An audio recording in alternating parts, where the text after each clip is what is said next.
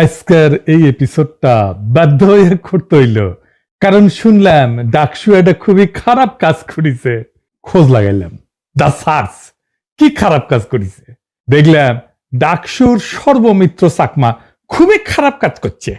একজন বয়স্ক মানুষকে লাঠি দিয়া পিটাতে গেছে। এটা কোনো কাম করিছে?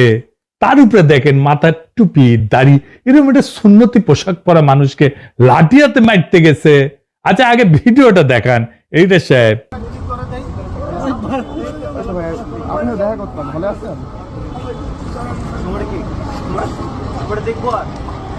ও আচ্ছা ঠিক আছে, বাইরে কি করতে দূরে বাড়ার মারতেছে। জি ভাই ঠিক আছে। দেখেছেন কি খারাপ এই সর্বমিত্র। নামেই সর্বমিত্র, নাম তো সর্বশত্রু হওয়া উচিত ছিল, ঠিক কিনা বলেন? আচ্ছা এইবার দেখেন মাদকের ট্যাকার ভাগাভাগি নিয়ে গ্যাঞ্জাম করিচ্ছে ওই একই লোক। কই অল্লগে হিরোইন আছে বা কিছু একটা আছে? মাল কই? মাল অল্লগে। মাল অল্লগে? এটা লই লাগছে। তোমরা কি করো? আমি ওরে দিছি। দুজনকে ভিক্ষা করো, মালের টাকা ভিক্ষা করো। ভিক্ষা করো, মালের টাকা লই লাগছে। এই জিনিসটা লই কাছে লাগাই যাবা। আমার উনি না নিশাল লিগা। নিশাল লাগা তুমি এত গেল সকলে যারা। হ্যাঁ? এদিকে আমি টাকা পাই তার লিগা আমি নিয়ে আসি। বড় টাকা কইব না বাবা। টাকা কইব না বাবা। আসলে মায়া আপনার টাকা ওর টাকা মাই ছেড়ে গেছে। বাবার মতো একজন লোক লয়ে গেছে টাকা, কথা বুঝেন? ওর টাকা লয়ে গেছে বাবা, 500 টাকা নিচে দিকে আমার টাকা লয়ে গেছে। না না, সে শুধু মাদকের ব্যবসা করে না, সে মাদক নেয়ও বটে, সে প্যাথিডিন নেয়।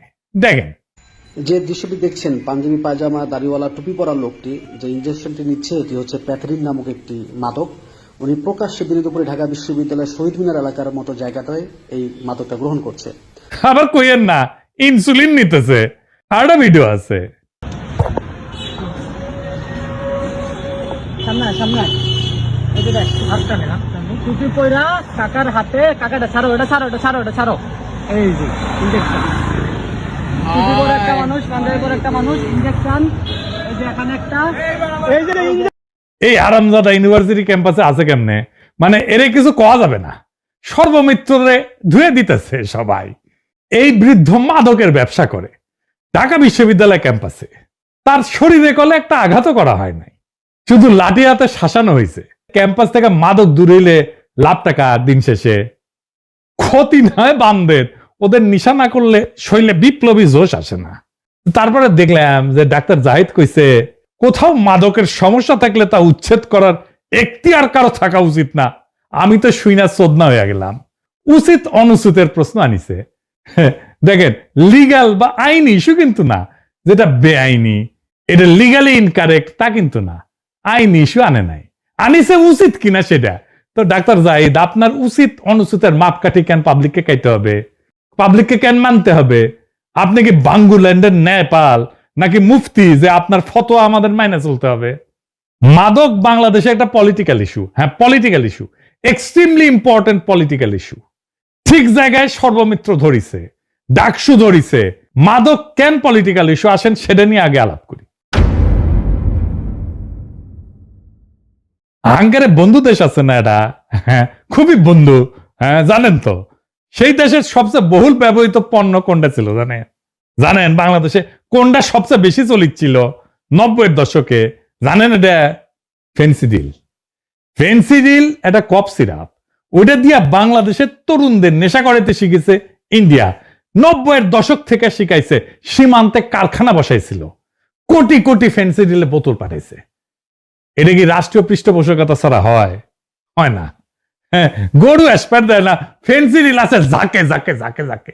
কেন ফেন্সিডিল? কেন ফেন্সিডিল খাইছেন কখনো? খান নাই না? আপনারা ভালো, আমি জানি আপনারা ভালো ছেলে, সন্ধ্যাবেলা বাড়িতে ফিরেন আর আবার হাত মুখ ধুয়ে পড়তে বসেন। আমি তো অত ভালো না, তো আমি খাইছি। খাইছি মেডিকেলে পড়ার টাইমে। ওটা খায় আবার ঘন চা খেতে হয়, চা খাওয়া, মিষ্টি দেওয়া, ঘন দুধ দেওয়া চা, তাহলে নিশা ভালো জমে। আমার ক্ষুদ্র ভাতা আর ভগ্নীরা কবে আপনি তো ঠিকই নিশা করেছেন। করেছি আমি, মেলা অজায়গায় জায়গায় মুখ দিছি, সেজন্য ইনকা ফাইটিং স্পিরিট পেয়েছি। আমি সুশীল না। সেই জন্যে কাউরে ডরাই না, জনতার স্বার্থের বিরুদ্ধে দাঁড়াইলে তারে হুতায় দিতে আমি এক মুহূর্ত ভাবি না, আমার কিছু হারানোর নাই তো। যাই হোক, ফেন্সি নিশার ব্যাপারে আসি। ও তো ফেন্সিকে হায় আল্লাহ, খালি জিমাই। তো এই জিমানিটাই চাই ইন্ডিয়া। বাংলাদেশের তরুণ যুবক এমন একটা নিশা কইরা ঝিমাক, সে নিশা কম টাকায় যেন কিনতে পারে, তারপরে ধ্বংস হয়ে যাক। তারা যেন স্বপ্ন না দেখে, তারা যেন প্রতিবাদ না করে, তারা যেন দাসের জীবন মাইনা নেয়। এইভাবেই আফিম খাওয়াইয়া চাইনিজদের বুত কইরা রাখিছিল ব্রিটিশরা। চীনের আফিম আসক্তির ঘটনা জানেন না? আসেন এটা এবার শুনেন। চীনকে আফিম খাওয়ায় বুত কইরা রাখা হইতো। এটা শুধু একটা ঐতিহাসিক ঘটনা না, বরং বিশ্ব রাজনীতির সবচেয়ে গুরুত্বপূর্ণ ভূ রাজনৈতিক ষড়যন্ত্রগুলোর একটা। সেই একই ষড়যন্ত্র করেছে বাংলাদেশে ইন্ডিয়া, ফেন্সি ডিল দিয়া। 18 এবং 19 শতকে ব্রিটিশরা ইন্ডিয়া থেকে আফিম চীনে পাচার করত। তো এই আফিম দিয়ে এমন একটা বাণিজ্যিক ফাঁদ তৈরি করেছিল, যার ফলে চীনের যে রূপার ভান্ডার, এটা ধীরে ধীরে শূন্য হয়ে পড়ে। আগে চীনেরা ব্রিটেনকে চা, সিল্ক, পোর্সেলিন বিক্রি করত, এর বিনিময়ে রূপা পাইতো, অর্থাৎ রূপা চীনে ঢুকতো। কিন্তু ব্রিটিশরা যখন ভারতীয় আফিম চীনে বিক্রি শুরু করলো, তখন বিপরীত প্রবাহ তৈরি হলো। চীনারা আফিম কেনার জন্য তাদের রূপার মুদ্রা বিদেশে পাঠাইতে থাকে। এইভাবে কয়েক দশকের মধ্যে চীনের বৈদেশিক রিজার্ভ, রূপার মজুদ পুরা জয় বাংলা হয়ে যায়, মুদ্রাস্ফীতি বাড়ে, কৃষক ব্যবসায়ীরা দেউলিয়া হয়ে যায়, আর প্রশাসনে দুর্নীতি, সামাজিক পতন শুরু হয়। ফলে চীনের অর্থনৈতিক এবং নৈতিক কাঠামো ভেঙে পড়ে এবং মানুষকে মানসিকভাবে বশীভূত করে ফেলে। যখন চীনের সম্রাট এই মাদক বাণিজ্য বন্ধ করতে চায়, তখন ব্রিটেন বাণিজ্যের স্বাধীনতার অজুহাতে যুদ্ধ চাপায়, যা ইতিহাসে আফিমের যুদ্ধ নামে পরিচিত। এতে চীনকে হংকং ছাড়তে হয়। চীনের হংকং এর যে মালিকানা ছিল সেটা ছাড়তে হয়। অনেকদিন কিন্তু এটা ব্রিটিশ শাসনে ছিল, কিছুদিন আগে ছেড়ে দিচ্ছে। এটা বন্দর খুলে দিতে হয়, এমনকি মাদক ব্যবসাকে বৈধ করতে হয়। এই আফিম নীতি ছিল এক ধরনের উপনিবেশ, যেখানে বন্দুক না, আসক্তি ছিল অস্ত্র। চীনারা আজও ওই সময়কে 1 শতাব্দীর অপমান বলে মনে রাখে এবং তাদের বর্তমান রাষ্ট্রীয় নীতি গড়ে উঠছে এই প্রতিজ্ঞায়, আর কখনো আমাদের জাতিকে আফিম খাওয়ায় ঘুম পাড়ানো যাবে না। বুঝেছেন?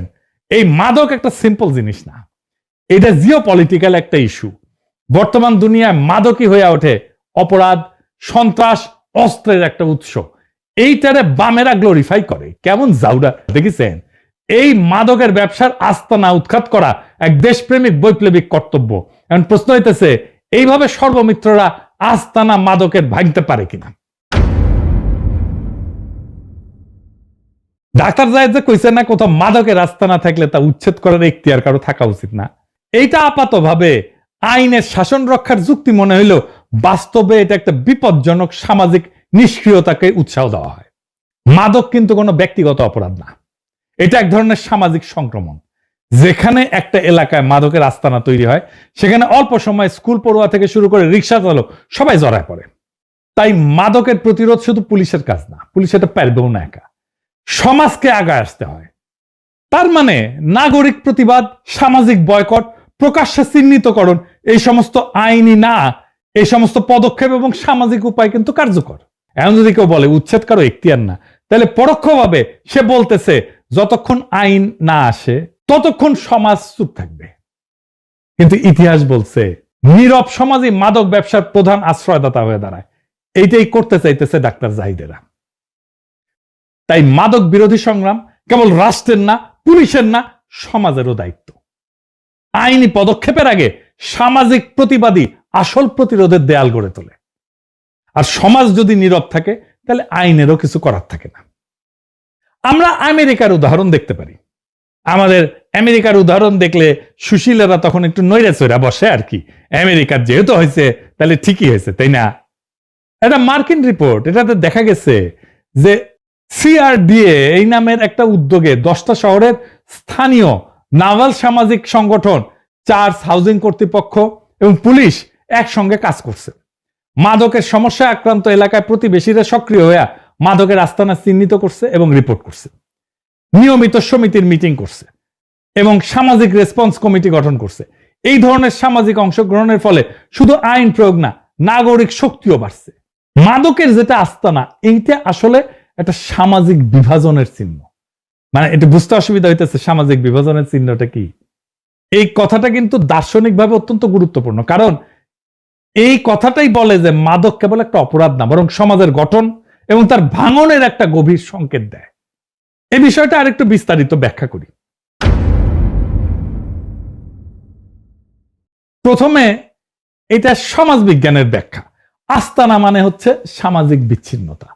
একটা মাদকের আস্তানা আসলে কেবল একটা জায়গা না, এটা সমাজ থেকে বিচ্ছিন্ন মানুষের একটা মিলনস্থল, যেখানে মানুষ আসে অর্থনৈতিক হতাশা থেকে, সামাজিক অবমূল্যায়ন থেকে, বেকারত্ব থেকে অথবা পরিচয়ের সংকট থেকে পালাইতে। অর্থাৎ সমাজের যে মূল ধারা এর ভেতরে যারা স্থান পায় না, তারা ধীরে ধীরে ধীরে ধীরে আস্তানা নামের একটা সমান্তরাল সমাজে প্রবেশ করে। এভাবেই মাদক আস্তানা আসলে একটা নতুন সামাজিক শ্রেণীর জন্ম দেয়, যেখানে মানুষের নাগরিক না, বরং সমাজের মধ্যে যারা অন্তর্ভুক্ত হইতে পারে না তাদের একটা অস্তিত্ব হইয়া দাঁড়ায়। ব্রাজিলে রিও ডি জেনেরোতে এখানে ক্র্যাকোল্যান্ডিয়া এই নামে একটা এলাকা আছে। সেখানে মাদক শুধু আসক্তি না, বরং গরিব বঞ্চিত মানুষের অর্থনৈতিক এবং সামাজিক অবদমন এইটাই প্রতিফলিত করে। গরিব এবং বঞ্চিত মানুষের যারা অর্থনৈতিক এবং সামাজিকভাবে বিচ্ছিন্ন, তাদের একটা আস্তানা হয়ে দাঁড়ায়। বাংলাদেশের বস্তি বা পুরান ঢাকার গলি, এই মাদকের ঘরগুলা এইভাবেই বেকার তরুণ, শ্রমিক, যৌনকর্মী, সমাজচ্যুত মানুষের বিকল্প সমাজ তৈরি করে, যেখানে রাষ্ট্রের কোনো উপস্থিতি নাই, কেবল অর্থনৈতিক অনিশ্চয়তা এবং সামাজিক ভাঙনের চিত্র আছে। সমাজ বিজ্ঞানী লোইক ওয়াকা উনি বলছিলেন, মাদকের আস্তানা সামাজিক পতনের কারণ না, বরং এইটা সমাজ যাদেরকে ত্যাগ করছে তাদেরই একটা প্রকাশ। এই জায়গায় আস্তানাগুলোতে, মাদকের আস্তানা, রাষ্ট্র অনুপস্থিত হয়ে যায়, সমাজ অনুপস্থিত হয়ে যায়। একটা রাষ্ট্রের দায়িত্ব হলো নাগরিকদের নিরাপত্তা, সুযোগ, মর্যাদা এগুলো নিশ্চিত করা। তাই রাষ্ট্র যখন এই কাজগুলো থেকে সরে দাঁড়ায়, তখন এই শূন্য স্থান পূরণ করে অবৈধ শক্তি, মাদক ব্যবসায়ী, স্থানীয় দখলদার, প্রভাবশালী গোষ্ঠী। এই কারণে রাজনৈতিক তত্ত্বে বলা হয় এই যে মাদকের আস্তানা, এগুলো ছায়া রাষ্ট্র, এবং এইখানে সুশাসন এটা ফেল করছে, ব্যর্থ হয়েছে। মেক্সিকো, কলম্বিয়া, এগুলো কথা শুনছেন না? মাদক চক্র এখানে দারুণ শক্তিশালী। এরা শুধু অর্থ উপার্জন করে না, বরং স্থানীয় প্রশাসনের বিকল্প সরকার হয়ে দাঁড়ায়, আইন প্রয়োগ করে, নিরাপত্তা দেয়, এমনকি সামাজিক সাহায্যও করে। তার মানে মাদকের আস্তানা মানে হইল রাষ্ট্রের ব্যর্থ উপস্থিতি, যেখানে আইন, কল্যাণ, নৈতিক কর্তৃত্ব বিলুপ্ত হয়ে যায় রাষ্ট্রের। এখানে রাষ্ট্র নাই হয়ে যায়। এই জায়গায় জনগণ রাষ্ট্রের প্রতি আস্থা হারায় এবং সমাজ দুই ভাগে বিভক্ত হয়, রাষ্ট্রের দ্বারা সুরক্ষিত নাগরিক এবং রাষ্ট্রের বাইরে বেঁচে থাকা নাগরিক। এই বিভাজনই মাদকের আস্তানার প্রকৃত রাজনৈতিক অর্থ।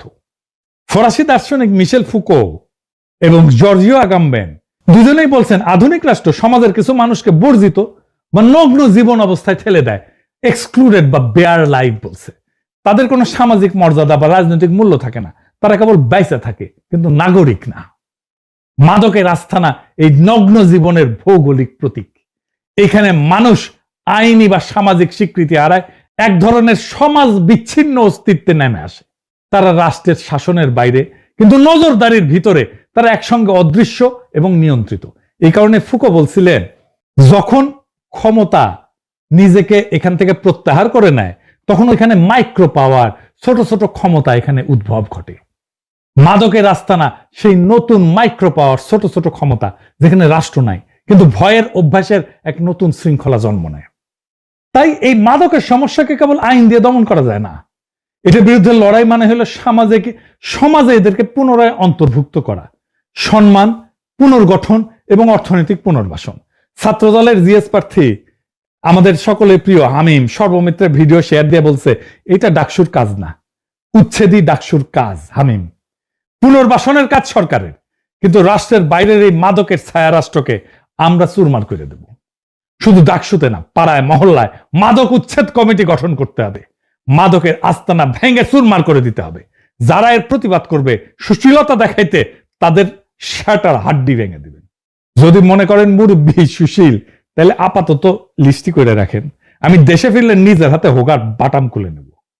আমাদের আর অপেক্ষা করার সময় নাই, আমাদের নীরবতা এখনই ভাঙতে হবে। মাদকের আস্তানা শুধু একাধিক অপরাধীর ঠিকানা না, এটা আমাদের সন্তানদের স্বপ্ন, আমাদের লোকালয়ের মর্যাদা, আমাদের দেশের ভবিষ্যৎ কেড়ে নিতেছে। ডাকসু হোক, পাড়া কমিটি হোক, পুলিশ হোক, শিক্ষক হোক, সবাই মিলে স্পষ্ট একটা বার্তা দিতে হবে, মাদকের সমাজে স্থান নাই। এটা শান্তিপূর্ণ কিন্তু অনর লড়াই, মাদককে সামাজিকভাবে নির্বাসিত কইরা সমাজকে পুনরায় অন্তর্ভুক্তির পথে নিয়ে যাওয়ার একটা লড়াই। আফিমের মতো আমাদের ফেন্সিডিলের দাস বানানো যাবে না। মাদকের বিরুদ্ধে আমাদের লড়াই চলবে, সর্বমিত্রদের লড়াই চলবে, তাদেরকে যারাই থামাই দিতে আসবে তাদের বিরুদ্ধে আমাদের লড়াই চলবে। ইনকিলাব জিন্দাবাদ।